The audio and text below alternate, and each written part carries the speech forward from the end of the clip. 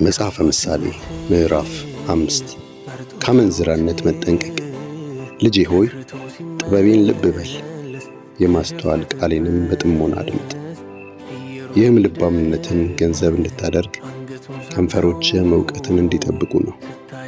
የአመንዝራ ሴት ከንፈር ማር ያንጠባጥባልና አንደበቷም ከቅቤ ይለሰልሳል። በመጨረሻ ግን እንደ ሬት ትመራለች፣ ሁለት አፍ እንዳለውም ስል ሰይፍ ትሆናለች። እግሮቿ ወደ ሞት ይወርዳሉ፣ እርምጃዎቿም በቀጥታ ወደ ሲኦል ያመራሉ። ስለ ሕይወት መንገድ ደንታ የላትም፣ መንገዶቿ ዘወርዋራ ናቸው፣ ለእርሷ ግን አይታወቃትም። እንግዲህ ልጆቼ ሆይ አድምጡኝ፣ ከምነግራችሁ ቃል ፈቀቅ አትበሉ። መንገድን ከእርሷ አርቅ፣ በደጃፏም አትለፍ። ይኸውም ጉብዝናን ለሌሎች ዕድሜንም ለጨካኞች እንዳትሰጥ ነው። ባዕዳን በሀብትህ እንዳይፈነጥዙ፣ ልፋትህም የሌላውን ሰው ቤት እንዳያበለጽግ ነው። በዕድሜህ መጨረሻ ታቃስታለህ፣ ሥጋህና ሰውነትህ ሲከዳህ።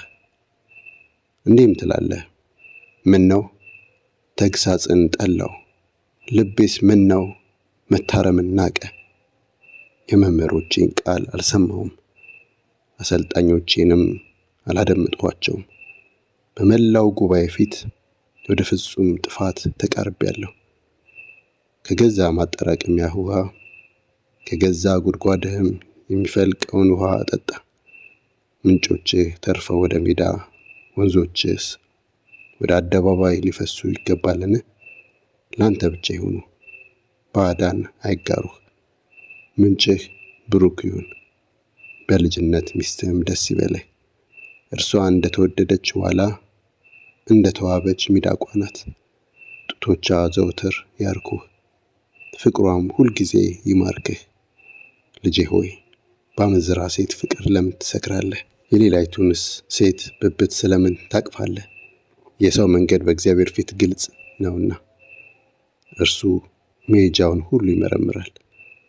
ክፉውን ሰው የገዛ መጥፎ ሥራው ያጠምደዋል፣ የኃጢአቱም ገመድ ጠፍሮ ይይዘዋል።